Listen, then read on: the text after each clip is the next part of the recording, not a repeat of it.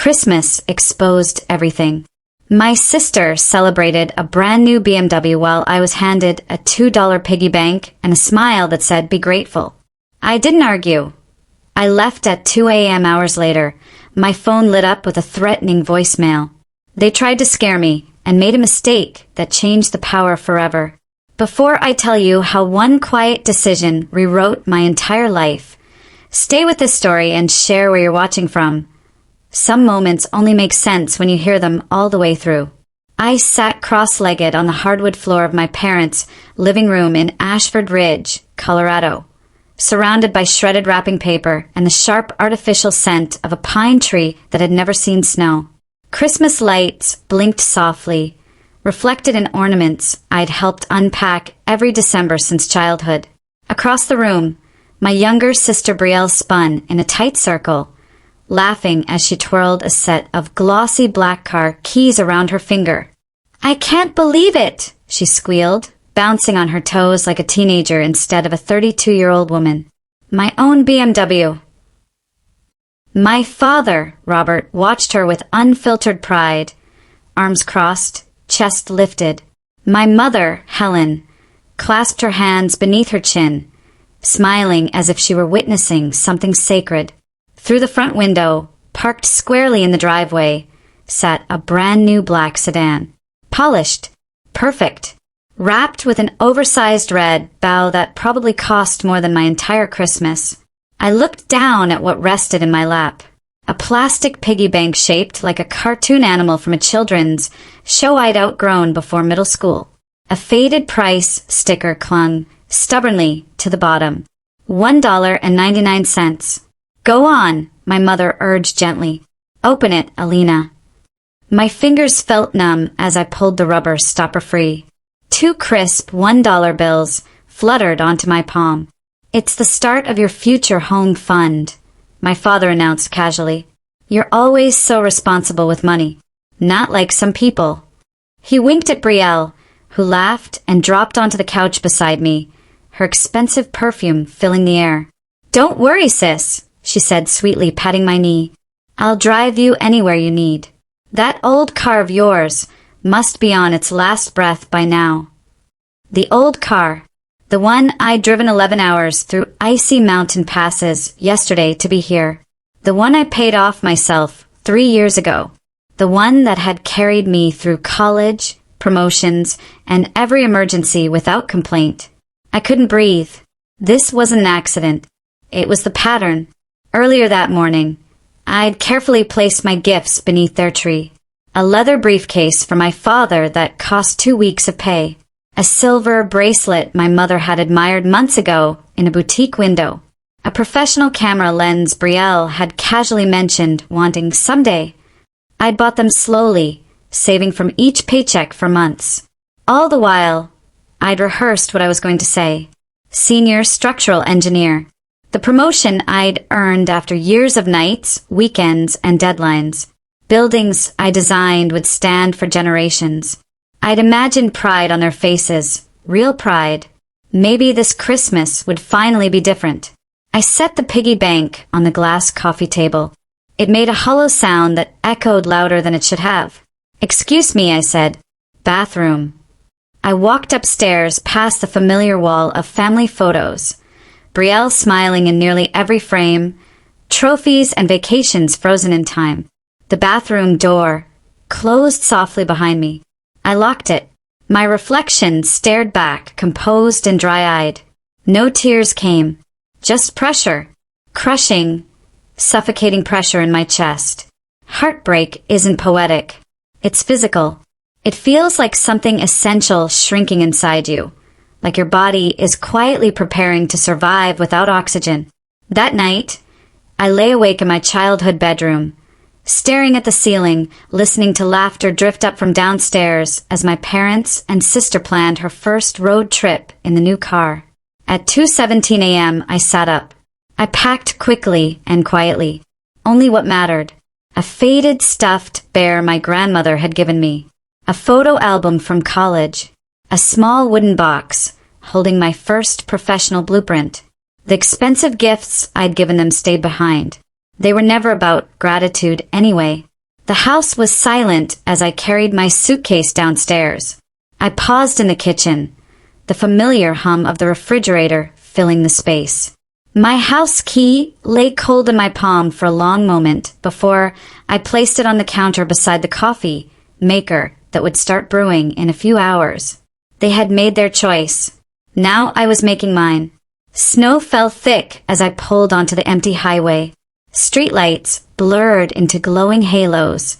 The dashboard clock read 3:42 a.m. Christmas morning. The radio crooned softly about white Christmases until I turned it off. "Mary!" I whispered to the empty passenger seat, my voice breaking. "Just Mary."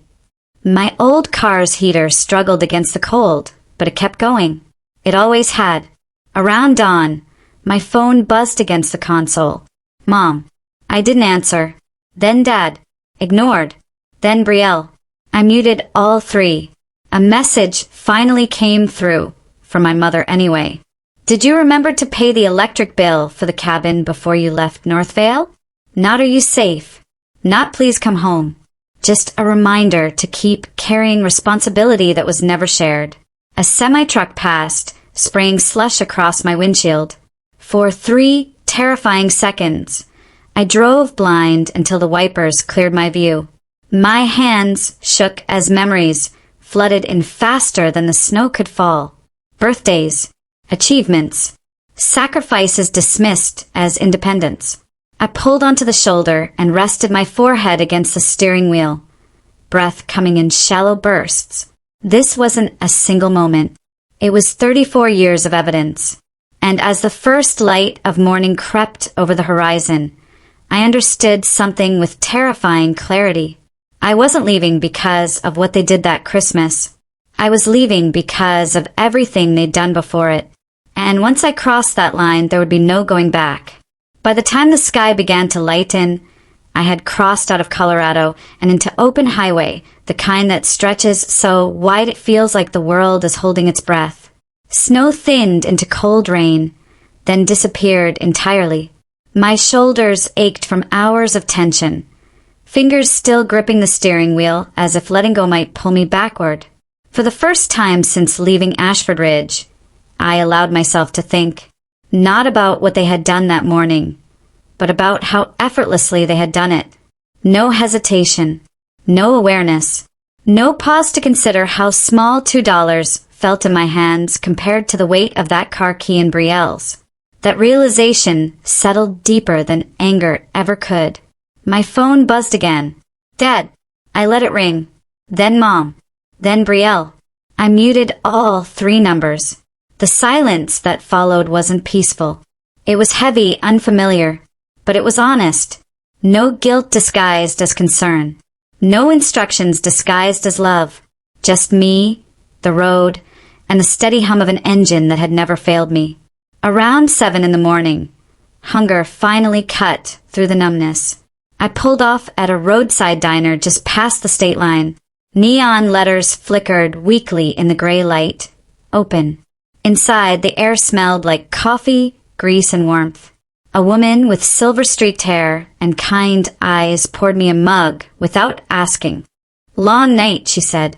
"Long life," I answered before I could stop myself. She didn't laugh or look uncomfortable. She just nodded. "Sit wherever you like, honey." I took a booth near the window. Steam rose from the mug as I wrapped my hands around it, letting the heat seep into my bones. My reflection stared back from the glass, eyes hollow but clear. Blood makes you related. Love and respect make you family. The words drifted through my mind like something I'd always known but never been allowed to say. When I left, I tipped more than I could afford. It felt like choosing a different story, even in small ways. By late afternoon, I reached Brighton Harbor, the coastal city where my college roommate Naomi Reyes lived. She opened the door barefoot, hair pulled into a messy knot, eyes widening as soon as she saw me. "Alina!" she breathed, then wrapped me in a hug so tight it knocked the air from my lungs. "You don't have to explain," she said immediately. "Come in." That night, I slept for 12 straight hours. No dreams, no alarms, Just silence. The next morning, the messages resumed. At first they sounded confused. Where are you? Are you okay? This isn't funny. Then concerned. We're worried sick. Call us. Let's talk this through like adults. By the end of the week, the tone shifted. Dad's voicemail came through sharp and cold. If you don't bring the car back immediately, I will report it stolen. This behavior is unacceptable. My car. My name on the title. 7 years paid off.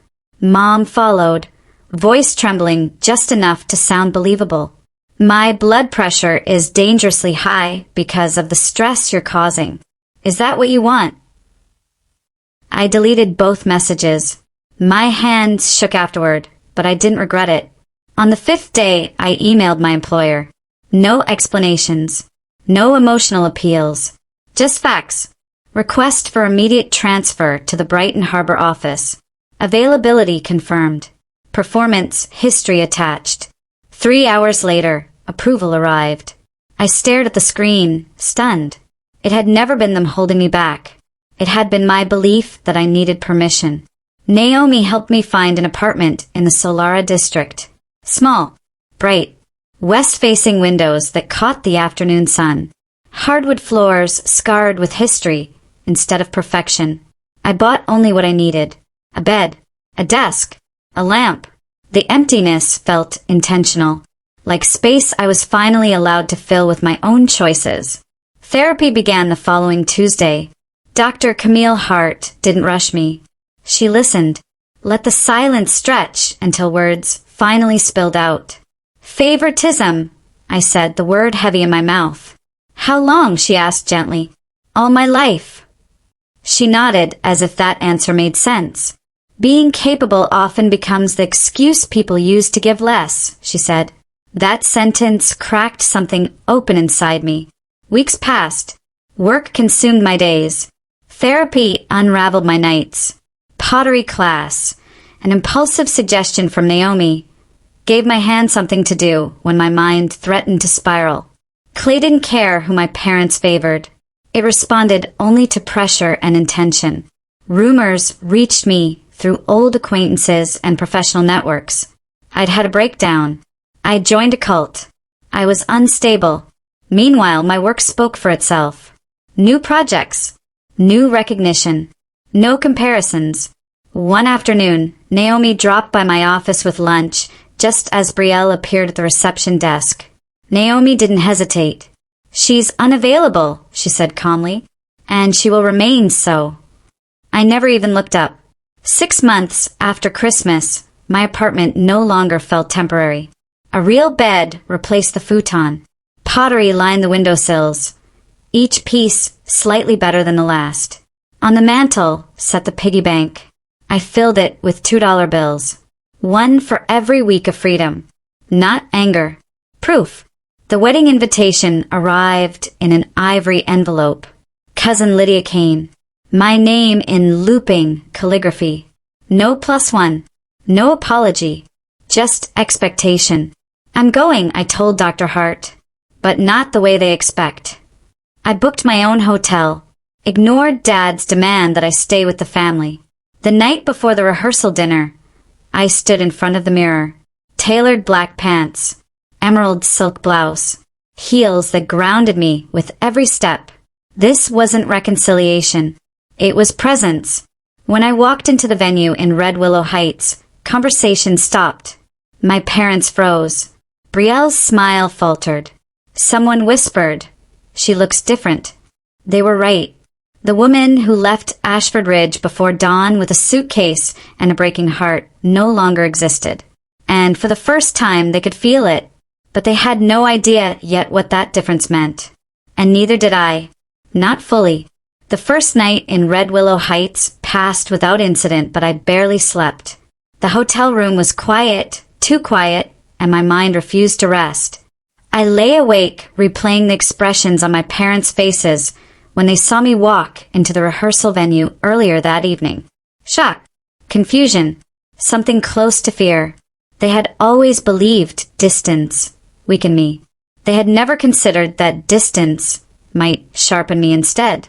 The next morning, Sunlight spilled through the sheer curtains, painting the room in gold.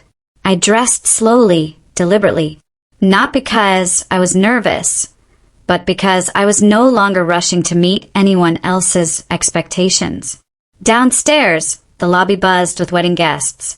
Familiar faces glanced at me with polite curiosity, some with poorly disguised judgment. I nodded, smiled when appropriate, and kept moving. I wasn't there to reclaim approval. I was there to stand where I'd once been made small and take up space. At breakfast, my phone vibrated. Mom. I stared at the screen for a long moment before silencing it. The ceremony wasn't until late afternoon, but already the family machine was grinding into motion. Group texts flew, instructions issued, schedules tightened. I wasn't included.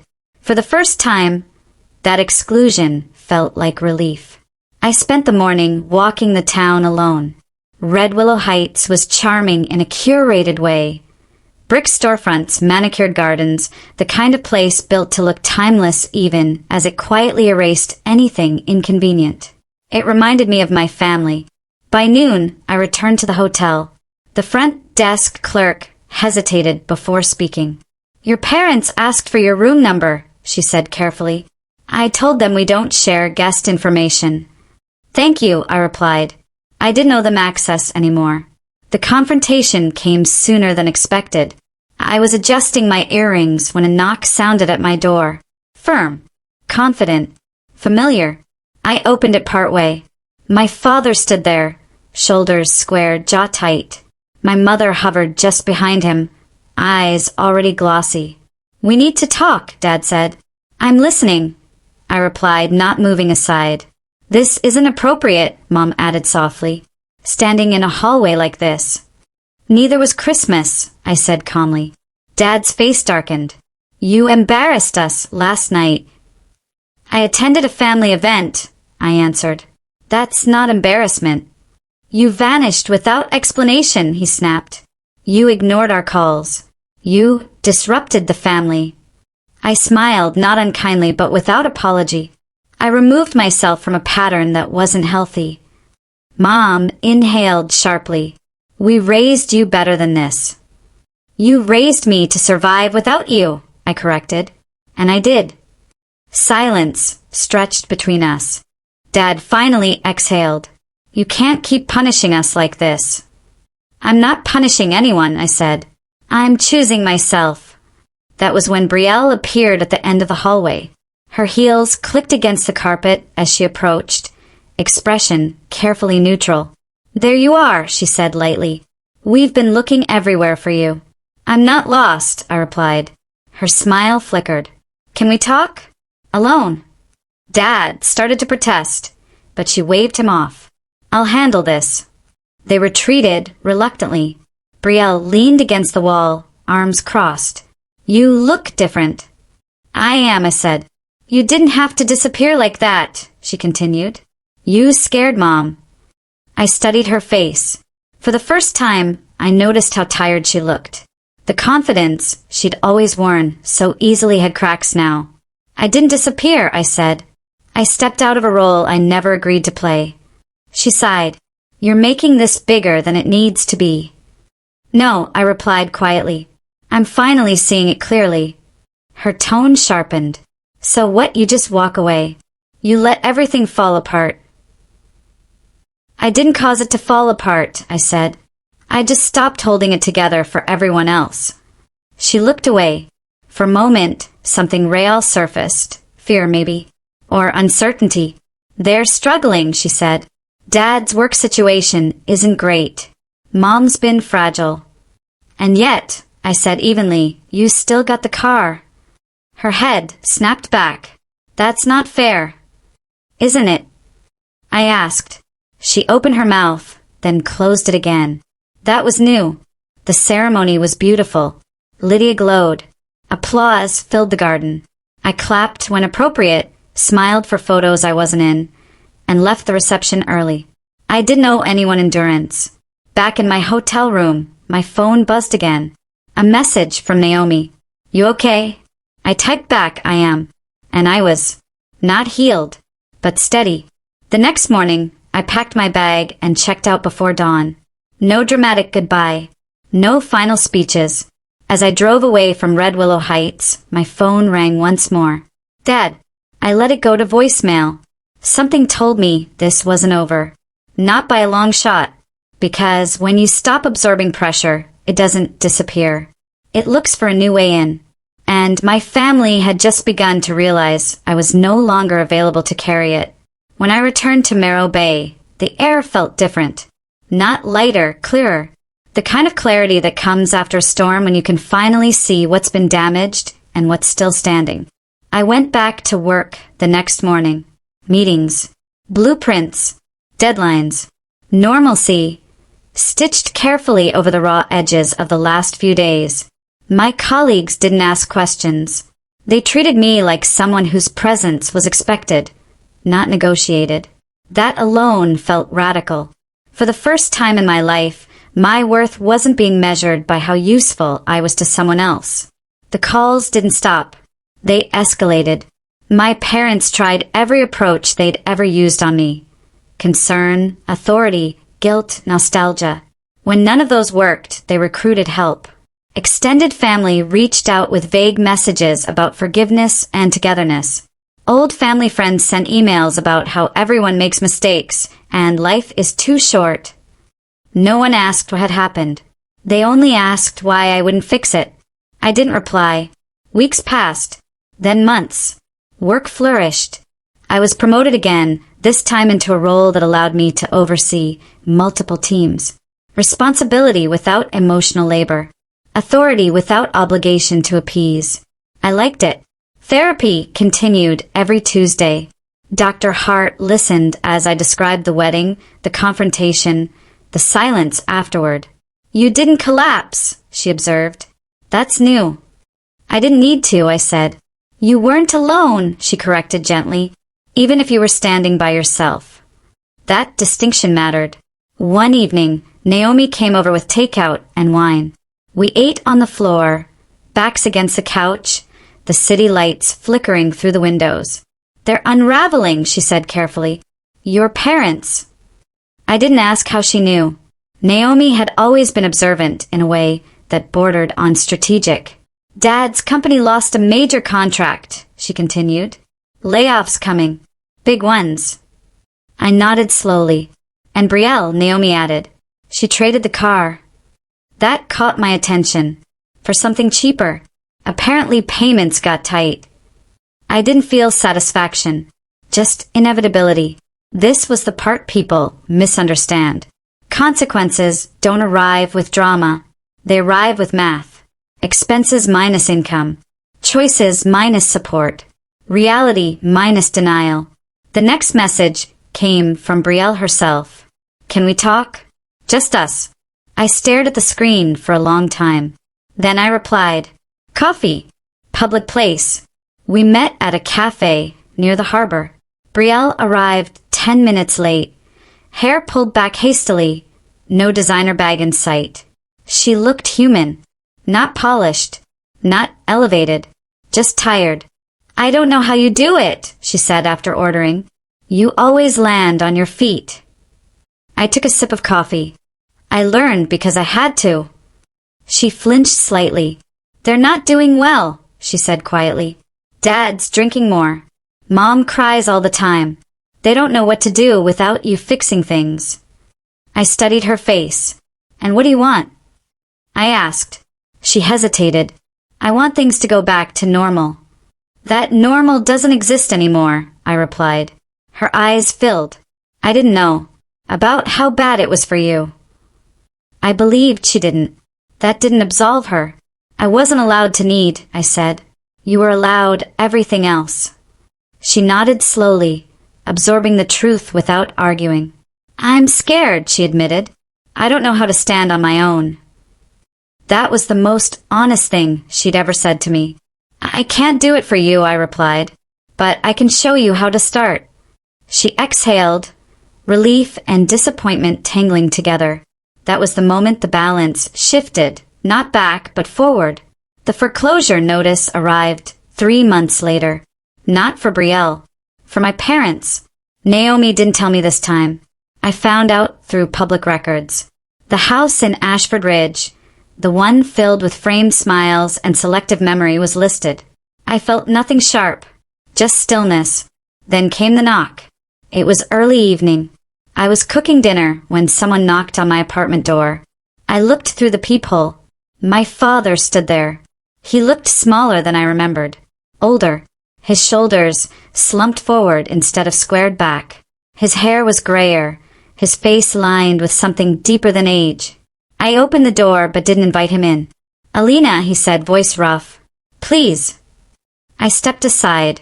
He entered slowly, taking in the space.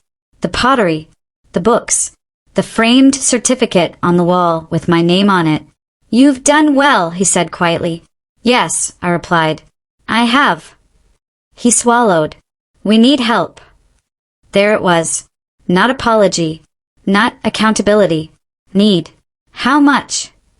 I asked. His eyes widened slightly, hope flickering. 87,000, he said. "We can save the house if we act fast." 87,000. I smiled. "Sit," I said. He did. And for the first time, the conversation unfolded on my terms. My father sat on the edge of my couch, like he was afraid it might reject him. His hands rested on his knees, fingers interlaced, knuckles pale. I noticed things I never had before, how his breathing caught slightly between sentences, how his gaze avoided the pottery lining my shelves as if he were standing inside evidence. "I didn't come to argue," he said finally. "I came because I don't know what else to do." I stirred the pan on the stove, slowly, deliberately. Garlic and olive oil filled the air.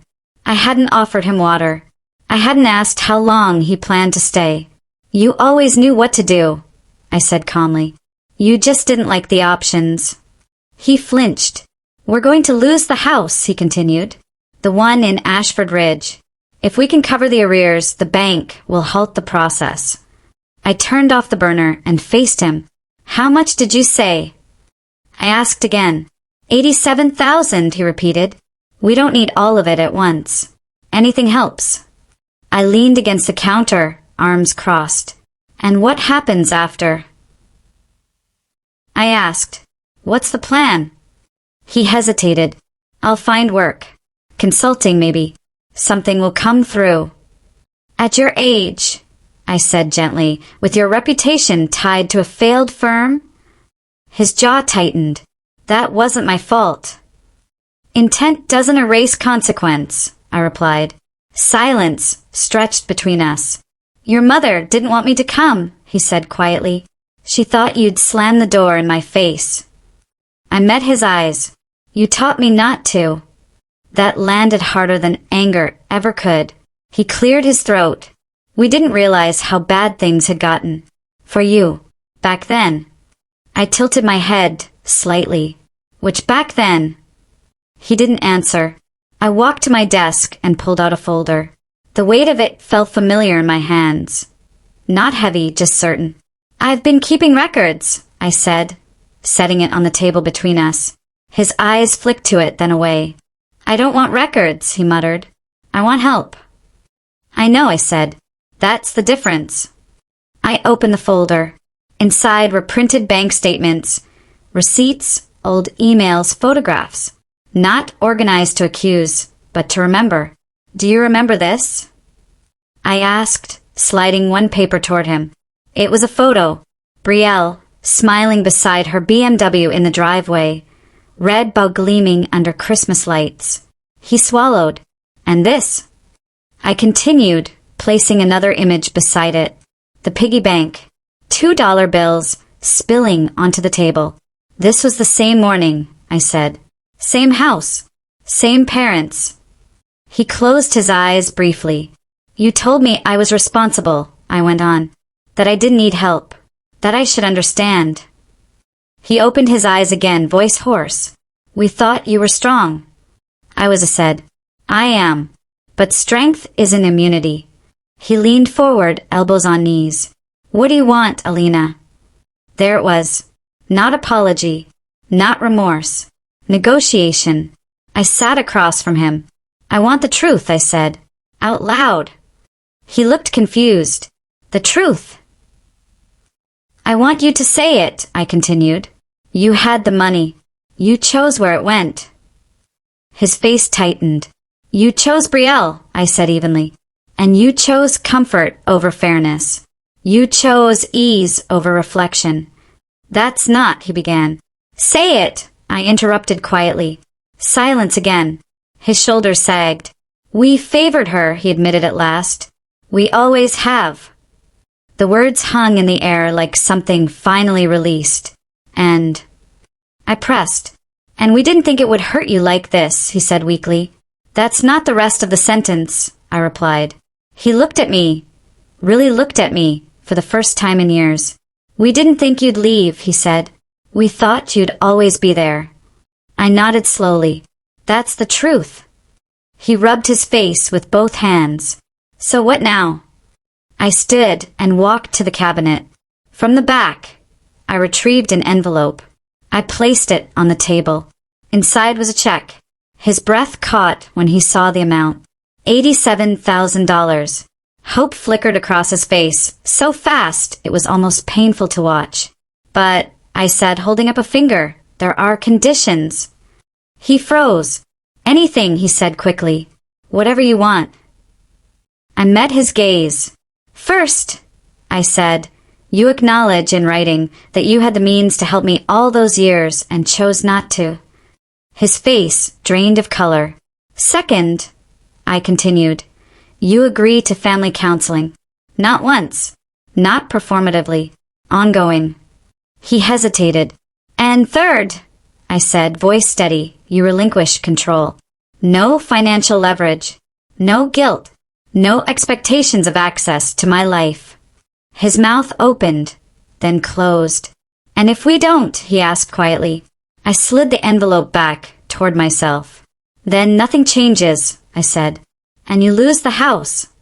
He stared at the check, then at me. You've changed, he said. Yes, I replied. I had to.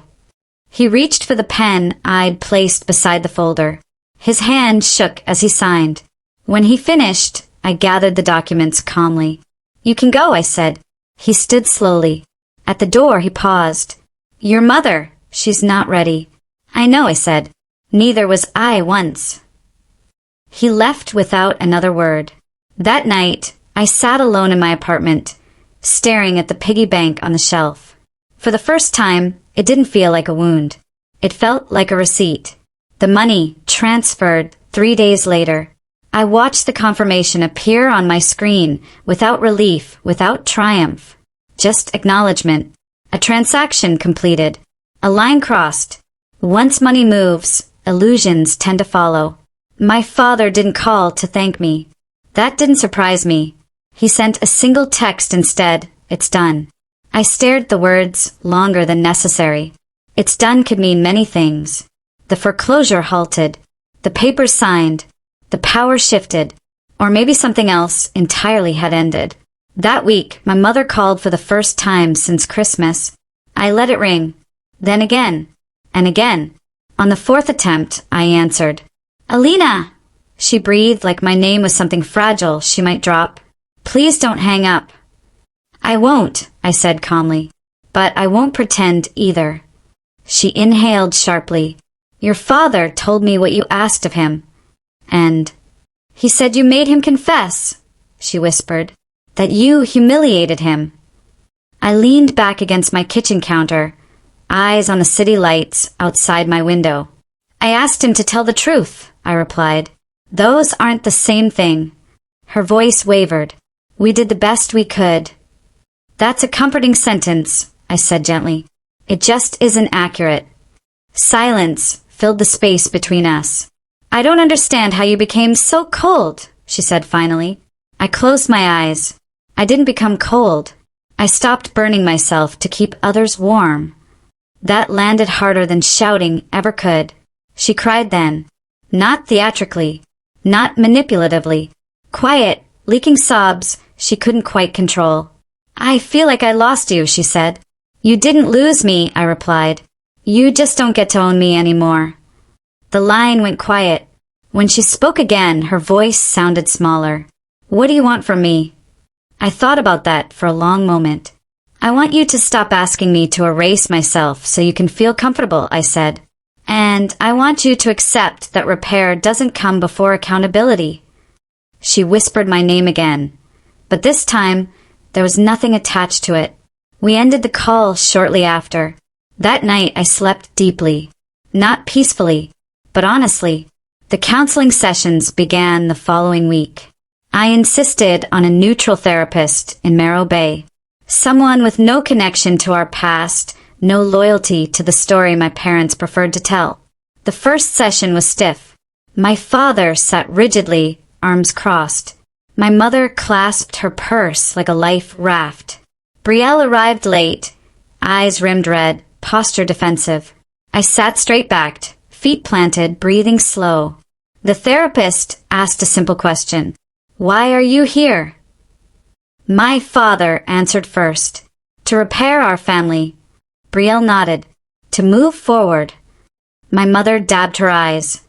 To heal. The therapist turned to me. And you? To be honest, I said. That shifted the room. Honesty is destabilizing when people are invested in denial. The therapist asked about childhood dynamics, about money, about expectations, about who was praised and who was relied upon. Brielle squirmed. My father deflected. My mother reframed. I didn't interrupt. I let them talk. Then when asked, I spoke. I talked about the piggy bank, the $2 bills, the Christmas mornings where my gifts were practical and Brielle's were celebratory, the promotions unacknowledged, the sacrifices assumed. I spoke without accusation. That made it worse. You never said anything, my mother protested. How were we supposed to know? I did say something, I replied evenly. I just learned it didn't matter. The therapist watched closely. That sounds like a pattern, she said. The sessions were exhausting, necessary, uncomfortable. My father resisted the most. He hated not being in control of the narrative. One afternoon he snapped. You're acting like we abused you, he said sharply. We gave you a good life. I didn't raise my voice. You gave me stability, I said. You gave Brielle indulgence. And you gave yourselves the comfort of believing that was fairness. The therapist leaned forward. Let's pause, she said. This isn't about assigning labels. It's about impact. My father fell silent. After 3 sessions, Brielle stopped pretending. She cried openly. I didn't know how to do anything alone, she admitted one week. They handled everything. Money, problems, consequences. I thought that was normal. I looked at her, not with anger, not with pity, with clarity. That wasn't care, I said. That was control dressed as love. She nodded, tears streaking down her face. I'm scared, she whispered. What if I fail? I didn't soften the truth. Then you fail, I said, and you learn, like I did. Something shifted then, not reconciliation, but recognition. Outside therapy, life continued. I was offered a new role overseeing regional projects. More responsibility, more influence, more distance from the version of myself that used to ask permission. I accepted. My parents' house was saved for now. The relief was temporary. The cost lingered. They downsized, sold furniture, let go of appearances. Neighbors asked questions. Church friends went quiet. My parents felt the loss of reputation in ways money couldn't cushion. One evening, Brielle came to my apartment alone. No parents, no agenda. She sat on the couch, hands folded tightly. I'm working 2 jobs, she said. Retail during the day, freelance at night. I nodded. I sold most of my things, she continued. The car, the bags, the stuff. I waited. I don't know if you'll ever forgive me, she said, but I wanted you to know I see it now. I studied her face. The defensiveness was gone. In its place sat exhaustion and humility. I don't know what forgiveness looks like yet, I said honestly, but awareness is a start. She exhaled. When she left, She didn't ask for anything. That mattered. The following month, my father had a setback. He showed up to therapy, smelling faintly of alcohol. The therapist noticed. So did I. The session ended early. 2 weeks later, he admitted he'd been drinking again. My mother cried. Brielle looked away. I didn't react. I'd learned something crucial by then. I wasn't responsible for their recovery, only my own. That night, I took the piggy bank off the shelf. I emptied it onto the table.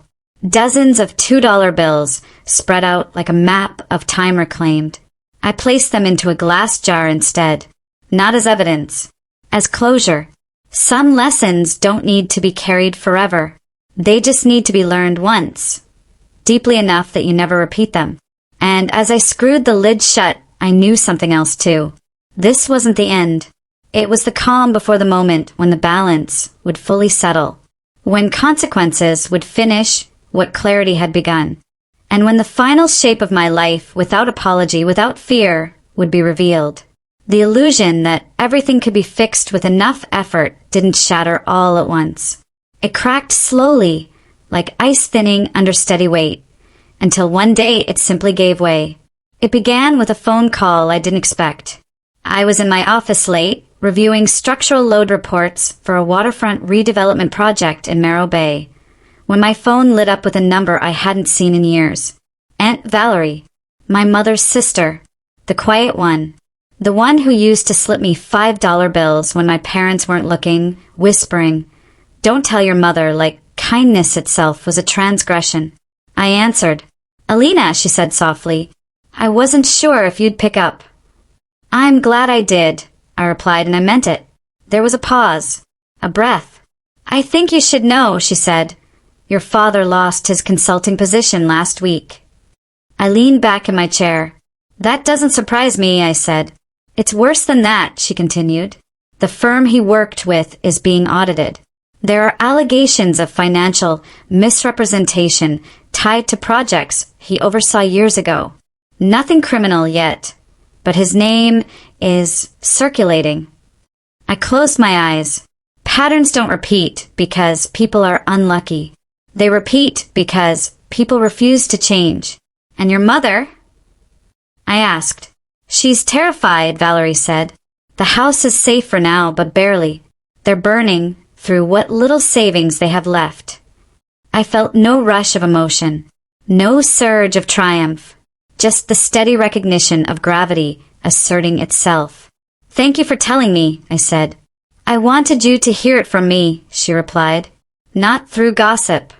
After we hung up, I sat alone in the quiet office, city lights reflecting against the dark water outside my window. I thought about the check I'd written, the conditions, the belief, naive perhaps, that truth spoken aloud might be enough to realign years of avoidance. It wasn't.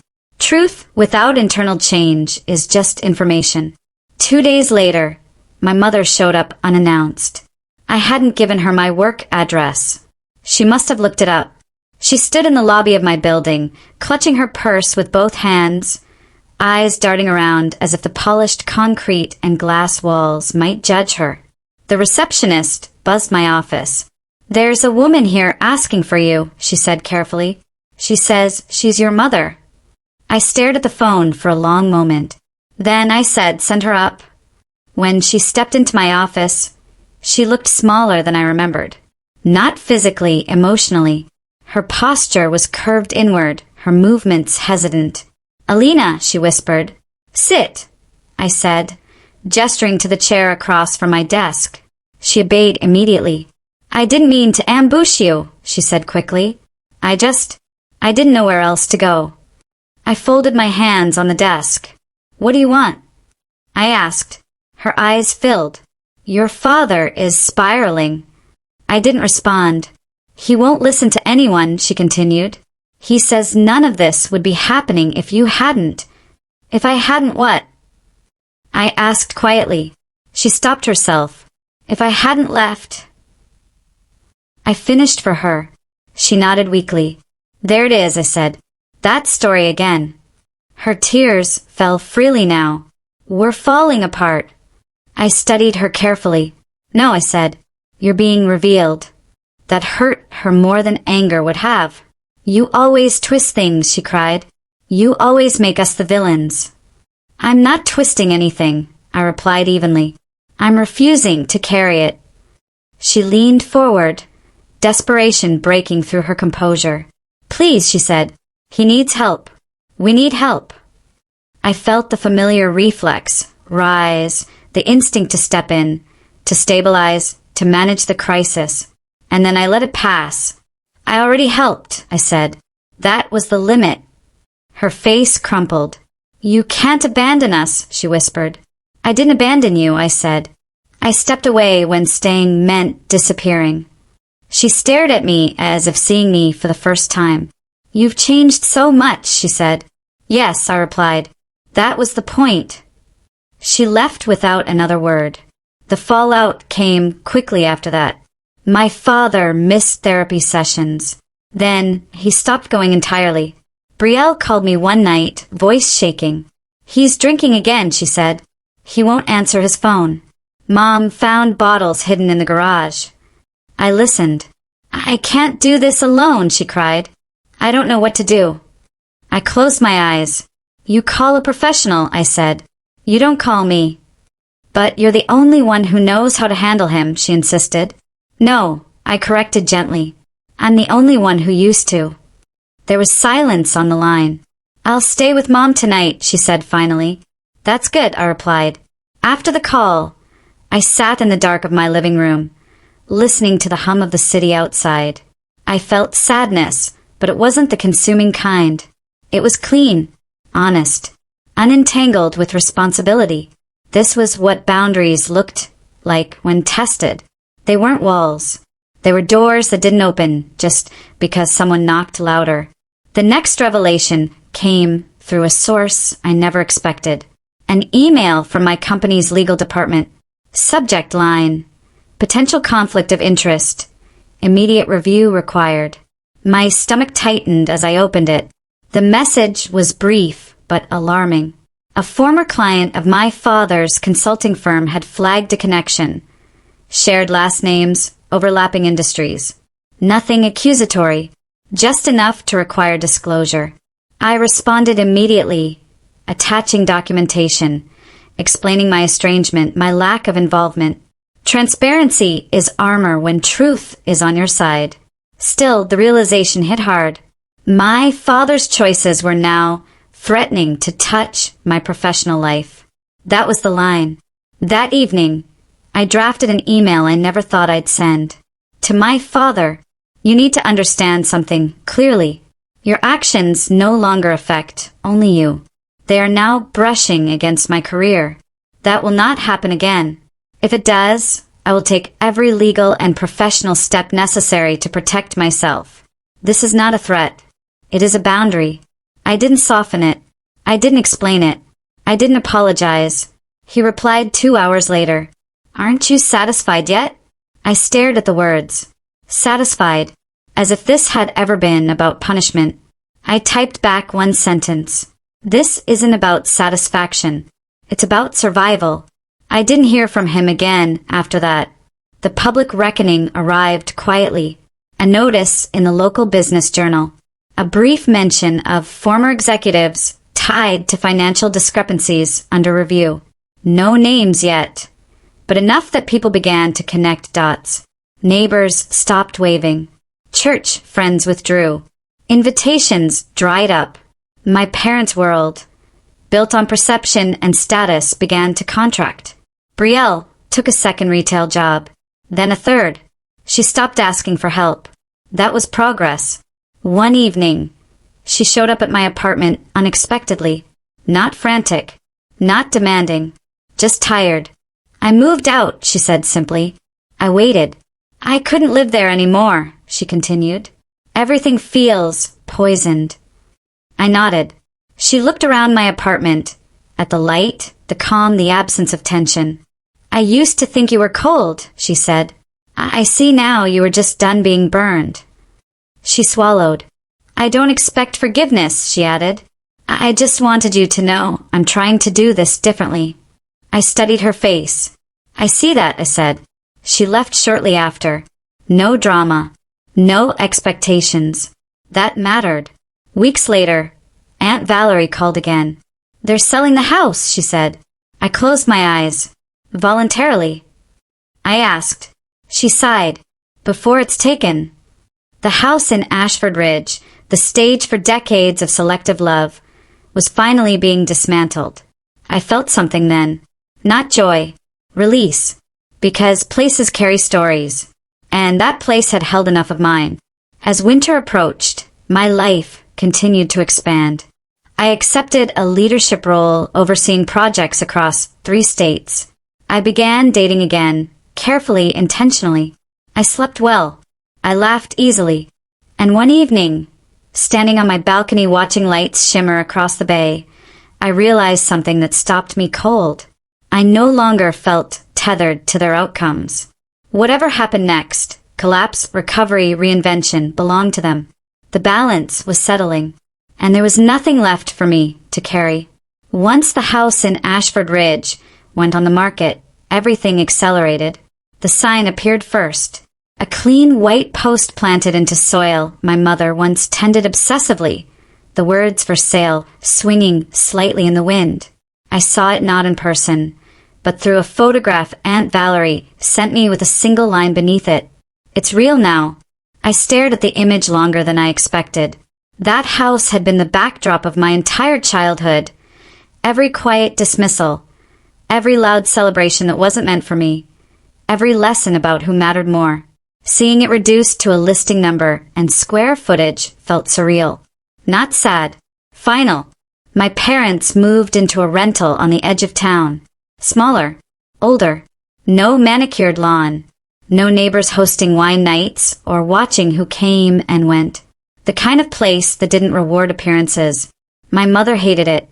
My father barely noticed. He had other problems. The audit expanded.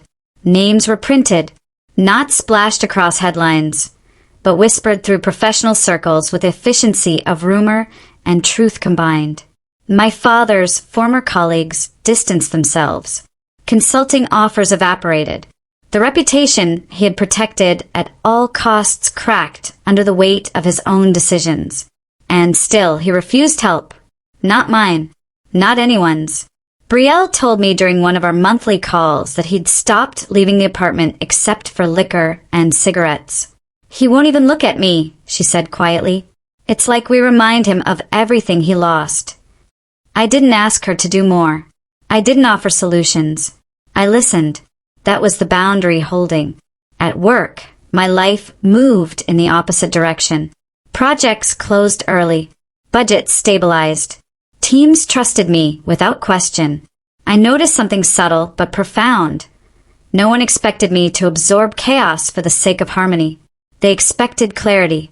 That expectation fit me perfectly. One afternoon, during a meeting with city officials, I caught my reflection in the glass wall behind them. Calm, focused, unapologetic. I barely recognized the woman who once rehearsed conversations just to avoid being dismissed. After the meeting, my colleague Julian, quiet, observant, always respectful, walked with me toward the elevator. "You handle pressure differently," he said. "How so?" I asked. "You don't rush to fix things," he replied. "You let people face what's actually happening." I smiled slightly. I learned that the hard way. We started having coffee after work. No expectations. No performance. Just conversation that didn't require me to shrink or overfunction. It felt unfamiliar in the best way. Meanwhile, my mother reached out more often. Not to apologize, to reminisce. She sent photos from old albums. Messages that started with "remember when" and ended without acknowledging the present. I didn't engage. Nostalgia without accountability is another form of denial. One evening, she called anyway. "I miss you," she said softly. "I know," I replied. "You used to come by just to check on us," she continued. "You always made things easier." "That was the problem," I said gently. "It was only easy for you." Silence followed. Then, unexpectedly, she asked, "Were we really that unfair?" The question landed differently this time. Yes, I said simply. She didn't argue. That was new. A week later, Brielle called in tears. They cut the power, she said. Dad didn't pay the bill. He said it didn't matter. I closed my eyes. Where are you? I asked. In my car. Come here, I said. Just you. She arrived an hour later, shaking, exhausted, stripped of the bravado that once protected her from consequence. She didn't ask to stay. She asked to sit. We drank tea in silence. After a while, she spoke. I didn't know how much you carried, she said. I thought you just didn't need anything. I looked at her. That's what they taught you to believe, I replied. She nodded slowly. I'm scared I'm becoming them, she admitted. That fear means you won't, I said. She slept on my couch that night, not because she asked, but because I offered. In the morning, she left early for work, quieter but steadier. I didn't rescue her. I supported her. There is a difference. The final rupture came unexpectedly. A letter arrived in my mailbox one afternoon, forwarded from my parents' old address. My father's handwriting filled the envelope, uneven, unfamiliar. I didn't open it right away. When I did, the words inside were jagged. He blamed me. For the house. For the drinking. For the shame. He wrote that I'd destroyed the family by refusing to let things go. That I'd chosen punishment over loyalty. That I was cold, heartless, ungrateful. I read it once. Then again. Then I folded it carefully and placed it in the drawer with the piggy bank. Not as evidence. As closure. That night, I walked along the harbor, the water dark and steady beneath the lights. I realized something then that settled deep into my bones. People who benefit from your silence will always resent your clarity. They will call boundaries cruelty. They will call truth betrayal. They will call accountability abandonment. And none of it will be true. I didn't respond to the letter. I didn't need to. 2 weeks later, my father was hospitalized. Not critically, but enough to scare my mother into action. She called me from the hospital hallway. He asked for you, she said. I closed my eyes. What did you tell him? I asked. That you might come, she replied. I considered it. Not out of guilt. Out of choice. I'll visit, I said. Once. The hospital room smelled like antiseptic and regret. My father lay in the bed, thinner than I remembered, eyes dulled by exhaustion. When he saw me, something flickered. Not relief. Recognition. You came, he said. I said I would, I replied. He looked away. I never thought it would end like this, he muttered. It didn't have to, I said. He swallowed. I didn't know how to stop. I didn't comfort him. I didn't accuse him. I simply said, that doesn't make it my responsibility. Tears slid down his temples into the pillow. For the first time, I saw him without authority. Just a man who had built his life on control and lost it. I stayed 15 minutes. Then I left. That was enough. As winter turned to spring, my life settled into something solid. The chaos receded. The noise faded. My parents continued their slow reckoning. Brielle continued rebuilding. And I continued forward. One evening, Julian came over for dinner. We cooked together, laughing over burned garlic and shared stories. As we ate, he glanced at the piggy bank on the shelf. What's that? He asked. I considered how to answer. A reminder, I said, of what happens when you accept less than you deserve. He nodded, understanding more than I'd expected. Later, as we stood on the balcony watching the bay lights shimmer, he asked softly, Do you regret how things ended? I thought about it. No, I said. I regret how long I believed it was my job to fix what I didn't break. That was the truth, and it felt lighter than anything I'd ever carried. There is a quiet that arrives when a life finally belongs to you. Not the silence of loneliness, but the absence of pressure. The relief of no longer bracing yourself for disappointment, no longer scanning conversations for traps, no longer anticipating the next moment you'll be asked to give more than you have. I didn't recognize that quiet at first. It slipped into my days unnoticed, settling in the spaces where obligation used to live. Mornings became unhurried. I woke without the knot in my stomach that once greeted me before family phone calls. I drank coffee on my balcony, watching the sun rise over Merrow Bay, the water catching light in soft fragments. I stopped rehearsing explanations for my choices. No one was demanding them anymore. At work, my influence expanded naturally, not because I pushed, but because I no longer pulled myself back. Decisions came easily when they weren't filtered through the fear of being too much. My teams trusted me. City officials listened.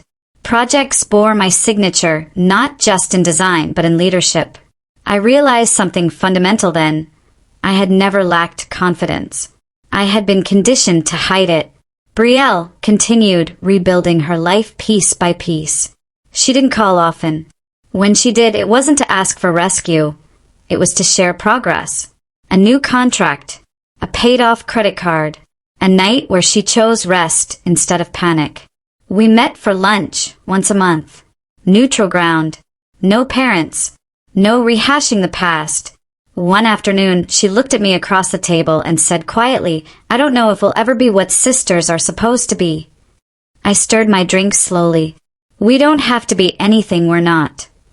She nodded, relief washing across her face. That was enough. My mother called less frequently. When she did, the conversations were awkward but restrained. No guilt, no demands, just updates, weather, appointments, small talk that hovered carefully around what could not be undone. She never apologized outright, but she stopped denying. Sometimes that's the only form of accountability people are capable of. My father didn't call at all. After the hospital visit, he withdrew completely. Brielle told me he'd entered a short-term treatment program, then left early, that he refused group sessions, that he believed the world had turned against him unfairly. I felt no urge to intervene. I had learned the difference between compassion and self-betrayal. As spring deepened, Julian became part of my life in a way that felt steady instead of consuming. We moved slowly, intentionally. No grand declarations. No rescues. He didn't need me to be strong for him. That alone felt radical. One evening, while sorting through old boxes, I found the notebook I'd started years ago. The one where I'd written every slight, every comparison, every moment I'd been told I was fine when I wasn't. I sat on the floor and turned the pages carefully. I expected anger. What I felt instead was distance.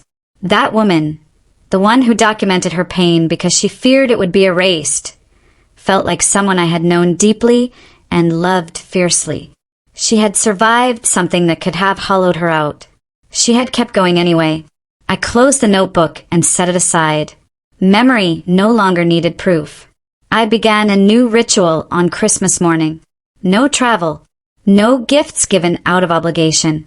No silent endurance. I cooked a meal I actually enjoyed. Invited people who chose me back. Laughed freely. That first Christmas after leaving Ashford Ridge, Naomi toasted me with a raised glass. To Alina, she said, for choosing herself without asking permission. The room erupted in applause. I cried then, not because I was sad, but because I finally understood something clearly. Worth is not assigned. It is claimed. Months later, I received a message from Aunt Valerie. Your father passed away last night. The words sat on the screen without urgency, without weight pulling me apart. I read them once. Then again. He had died quietly, she wrote. Complications related to years of neglecting his health. No dramatic scene. No last words meant to heal what had been broken. I felt a strange sadness, not for the man he was, but for the man he never allowed himself to become. I did not attend the funeral. I sent flowers instead. Simple. Wait. No note. My mother didn't ask why. She already knew. In the weeks that followed, I watched grief ripple through my family from a distance. Brielle struggled. My mother leaned heavily on routine. Old friends reached out with platitudes. None of it touched me the way it once would have. I had already grieved the loss of my father years earlier, when I realized he would never choose me. This was only the echo. One evening, standing on my balcony with Julian beside me, I thought about how people often describe stories like mine. They call them stories of bitterness, of grudges, of punishment. They misunderstand entirely. This wasn't about anger. It was about alignment. I had aligned my life with truth. I had chosen clarity over comfort, self-respect over proximity, peace over approval. And in doing so, I had broken a cycle that thrived on silence. If there is one thing I know now, it's this. People will take from you as long as you allow them to define your worth. The moment you stop agreeing to that definition, everything changes. Not because they suddenly understand, but because you finally do. The piggy bank still sits on my shelf. Not as a wound. As a reminder, $2 was never the amount that mattered. It was the message behind it. And I rewrote that message completely. I built a life where love is mutual, support is not conditional, and strength is not mistaken for endless supply. I did not win by hurting anyone. I won by refusing to disappear. If my story resonated with you, if it made you feel seen or challenged you to reconsider where you give your energy, stay connected to this channel and share where you're watching from. Stories like this matter most when they help someone else realize they're allowed to choose themselves too.